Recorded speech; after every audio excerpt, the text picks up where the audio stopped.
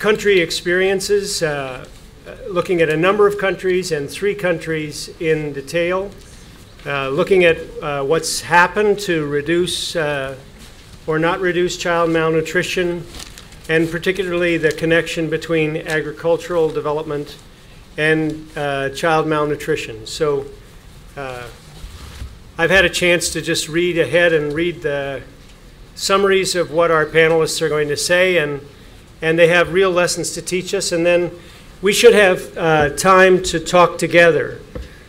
So I think one part of that I'd like, there are people here from all over the world, and maybe just briefly people could share their own country experiences. And that would enrich the conversation. My name is David Beckman. I come from Bread for the World in the USA. Bread for the World is a faith-based advocacy movement. We have our membership of individuals and religious congregations amounts to about 1 million people. And we organize those people to put pressure on elected politicians in Washington to get our government to do some things to reduce hunger and poverty in the U.S. We have hunger and poverty in the U.S. and also to reduce hunger and poverty around the world. One of the publicized speakers, Dr. Zhu Shiwei from China, was unable to get, he had visa problems, so he's not with us. So we will have 4 panelists, and I've asked them to try to keep their remarks to 8 minutes, which would mean that we'll be done in about half an hour with the initial presentations, which may leave us 40, 50 minutes to talk together. So we should be able to have lots of time for questions and also interventions from everybody in the room. So our first speaker will be Derek Hetty. He's a research fellow at IFPRI, and he's done a really interesting paper looking at data on what country experience has been, what really has worked to reduce child malnutrition. Derek.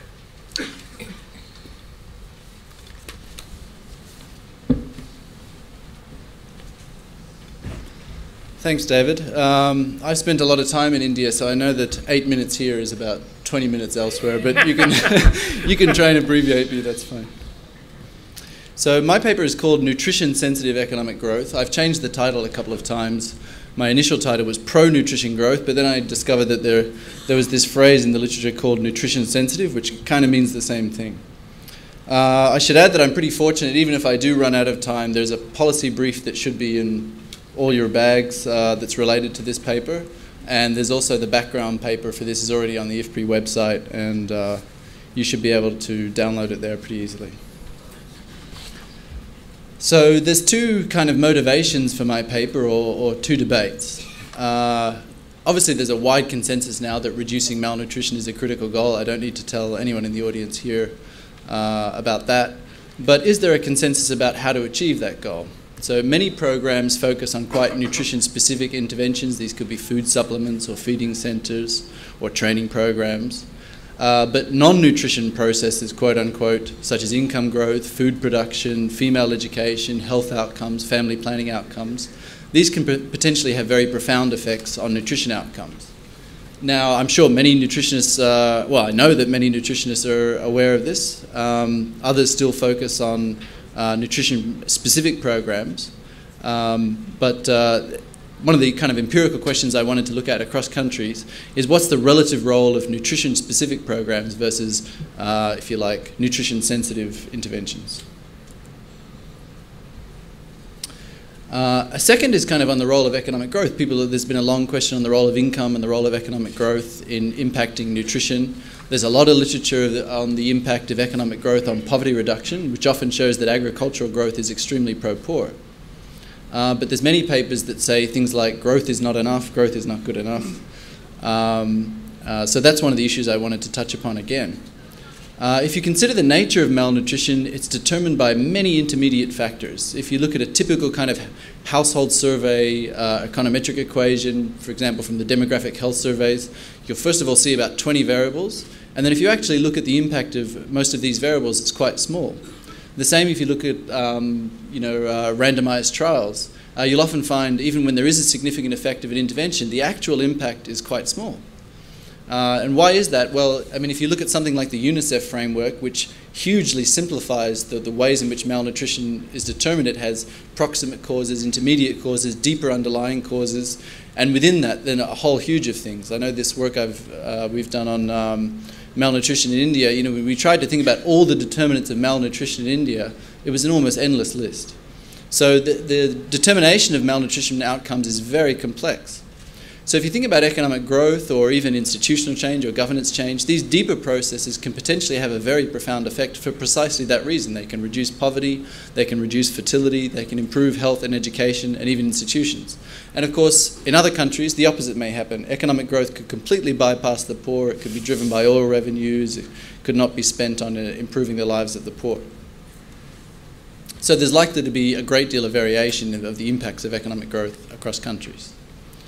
So what's the methods I look at? So basically I do these cross-country regressions. You can look at for more details in the paper.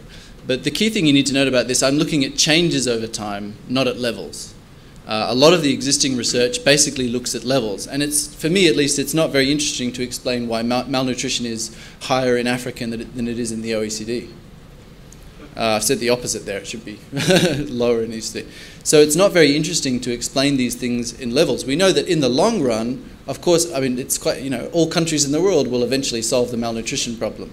But we're not really interested in the long run. If we're interested in the MDGs and the welfare of current generations, then we want to know what changes malnutrition in the next 10 or 15 years. So for example, my regressions say, okay, does a change in GDP per capita or the other variables I look at in country X produce a change in stunting over, say, for example, 1998 to 2005. That's just an example of a period in my data set. So I'm only looking at within country variation over time. And then I'll also look at some particular case studies later.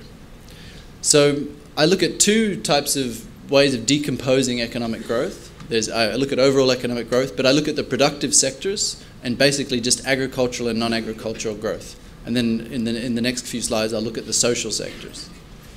So in terms of the productive sectors, as I said, there's a lot of literature showing that agricultural growth is very pro-poor, but is it pro-nutrition? The answer is yes, agriculture does seem to have effects on reducing malnutrition, but it's very conditional, mostly in ways that you would expect. First, the effects depend upon the size of the agricultural sector. So in a country like Djibouti or Singapore, agriculture is not going to matter because it's not an important source of livelihoods and it's not an important means of obtaining food. But in poor countries where agriculture is a dominant livelihood and a dominant part of the economy, it has a big effect. Second, the effects of agricultural growth seem to be related more to food production than, say, cash crop production, and that's not very surprising either. But the effect is much stronger when initial food insecurity is lower. So if you break up countries into food insecure, moderately food insecure, and food secure, you only find effects in the food insecure countries, the lower two groups. And that's also not surprising. I can't elucidate much on what the exact channel is. You may think it's just more food, but you also have to be aware that poor people grow a lot of food too, so there's an important income effect there as well. And I can't really disentangle that across countries, so I can just present that fact. Third, my data set actually pulls together Indian states with other countries. So I treat, if you like, each Indian state as if it were a country. And the interesting thing is these effects only hold outside of India. So there seems to be a disconnect between agricultural growth and malnutrition in India, quite similar to what we saw in this panel session yesterday on the Tackling the Agricultural Nutrition Disconnect in India, a project that we're running, that IFPRI and others are running here in India. Now, there may be many reasons for that. It'd be interesting to talk about that in the discussion section. There are lots of hypotheses, but I'll move on from that for the moment. These are basically just to show you the size of the effects by running a simulation. So basically I'm saying, what's the impact of a 10% increase in agricultural GDP per capita or food production per capita on malnutrition prevalence, and this is stunting prevalence, in a typical poor country. And you can see that the effects are very large. The first bracket shows that when agriculture is about 30% of GDP, 10% increase in agricultural production per capita reduces stunting by just over 2 percentage points. That's a reasonable return. The second bar there is just a variation of that, just a statistical thing. The third shows what I talked about before, the impacts of increased food production in food insecure countries. And that's really quite a large effect, 3.5 percentage points of reduction you'll see. And the fourth is just another variation of that based on energy supply. I mentioned before that this increase in food production, it's hard to say what the channels are. Is it to do with increasing food consumption, food availability, or is it through income effects? I tried to explore that a little bit. One thing that is an interesting stylized fact, I guess, is that if you think about it, most of the calories consumed in a poor country are domestically produced calories. So, even though countries, some countries import, like, for example, a large share of rice, say in West Africa or so on, in most countries, the food they eat is domestically produced. So if you can get growth in that sector, you're going to increase, basically, calorie availability. Agricultural growth is not quite as big a driver of dietary diversity. I looked at changes in dietary diversity too. But actually there you tend to find that dietary diversity obviously changes a little bit more as incomes get higher and is influenced by non-agricultural growth as well. So I'm happy to answer questions about that later on, but this graph is kind of designed to show you that at least at low levels of calorie, agricultural growth is mostly geared towards increasing calorie availability and presumably intake. Okay, what about the social sector? So among the productive sectors, we saw that agriculture seems to be very important. Actually, in the paper I show, it's generally looks more important than non-agricultural growth. But what about the social sectors? I tested a range of factors here, usually mostly based on the demographic health surveys data. And of about the 9 or 10 variables that I looked at, these are the 4 that came out with stunting. These vary a little bit if you look at underweight prevalence, but with stunting, the 4 variables that seem to matter were this DHS poverty index. This is based on the number of households that don't own any assets of the measured assets. Second is medically attended births. I also looked at vaccinations, but that had a slightly weaker relationship. The third is female secondary education, whether a woman had any secondary education. Primary education had no effect. And the fourth is fertility rates. Fertility rates are a proxy for a range of things that are relevant in malnutrition, like the age at marriage, the interval between births, and just the sheer number of children as well. So you can think of that as a proxy for kind of family planning outcomes. I then did 2 more tests. First, I wanted to know, does growth operate through these channels? In other words, does economic growth influence poverty, medical births, female secondary education, and fertility rates? And the second is I wanted to see how much these social factors mattered, say, relative to just general economic growth. So I looked at an index of these 4 factors, just an equally weighted index, and looked at changes over time to see whether this index, if you like, this pro-nutrition index predicted changes in nutrition. So this just shows the results of my statistical test. It's the impact of a doubling of GDP per capita on these 4 socioeconomic channels. All these indicators are measured as prevalence. So this is female secondary education. So if you double income per capita, you can normally expect secondary female education to increase by about 14 percentage points. I've got an arrow there because female education has a strong effect on fertility rates. So if you increase income, part of the effect on fertility is via female secondary education. There's a strong effect there. There's an even stronger effect on medically attended births, 18 percentage points. And somewhat surprisingly, the effect on asset poverty is not that strong, although that may be related to how I've measured asset poverty. It's a measure of extreme poverty rather than, even $2 a day poverty, $1 a day poverty. So that answers the first question. Economic growth does work through these channels, at least regularly. There's going to be a lot of variation around the mean, but regularly it does that. Eric, you're up to 10 minutes. I'm up to 10. Okay, I can sum up pretty quick. This is this third last slide, maybe. This graph just shows, okay, I wanted to ask the second question, does this pro-nutrition development have more of an effect on malnutrition, stunting, than just normal economic growth? And this result basically shows it does. Again, it's a 10% increase in GDP or a 10% increase in this nutrition index. And you'll see that the nutrition index typically reduces stunting by almost 3 percentage points, which is a pretty good return. The last thing I do is just to, rather than just report these cross-country regressions, I looked at success stories. In the paper, I look at actually maybe about 30 success stories, what I call proven and unproven success stories, and also a bunch of failures. But here I'll just focus on a few countries to illustrate a point. One of the groups of successes are what I call long-term successes with well-documented nutrition programs. Honduras is perhaps the only exception here. It's a relatively short time period, but it has a well-known nutrition program. And the first two columns just show the annual change in underweight prevalence or stunting prevalence. And you'll see that's quite rapid in all these countries, much higher than the overall mean. Thailand is by far the most successful country. Bangladesh is a particularly interesting success I'll talk about in a second. And then on the next few columns, I just looked to see whether these countries had trends that were consistent with my cross-country results. So were there dietary improvements? Actually, yes, in all cases except Mexico, although dietary improvements need to be taken with a grain of salt. I could discuss that more. Was there rapid economic growth, greater than 5%? And then in brackets, was there agricultural growth?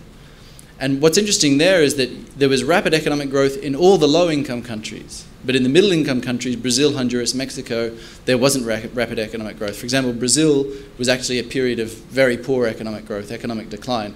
But these middle-income countries seemingly were able to fund pro-nutrition programs because they already had a reasonable level of economic wealth. And then was there favorable health, education, and fertility trends? And as it happens, yes, in all the countries. I mean, quite strong. And that's interesting because, as I said, these countries all have nutrition-specific programs, but there was obviously a lot going on in the background. I think Bangladesh is a particularly interesting example because the BIMP program there was not very favorably reviewed by the World Bank, but there's so much going on in the background. There's lots of NGOs, including BRAC in Bangladesh, but there are also reasonable increases in income, rural infrastructure, and a very strong decline in fertility. So in all these countries, there's a lot going on in the background. I can touch upon these later. I also look at 6 Green Revolution countries, 15 unproven successes from recent years, and some very puzzling failures such as Egypt, Kazakhstan, and in India, Gujarat. And there are also successes that were not sustained, particularly several Indian states, and then there were failures that reversed themselves, countries that did very badly and then turned things around. So there's a lot of potential cross-country learning. Just a summary of main points. Basically, nutrition-sensitive growth involves increased food production, especially in poor countries, poverty reduction, improvements in health access, female education, and better family planning, and maybe others too. Infrastructure doesn't turn up in my results, but that may be particularly important in some countries. The successes show that sustaining malnutrition improvements in poor countries seems to require economic growth, but failures also show that that's sometimes not specific. I mean, there are examples like Gujarat in India and Egypt elsewhere where there's pretty strong economic growth and even some seemingly pro-poor interventions, but no change in malnutrition. And also there's many proven successes, but there's also many emerging successes that among my emerging successes are Ghana, which we're going to hear about soon, but many others that deserve more research. Thank you. Thank you very much.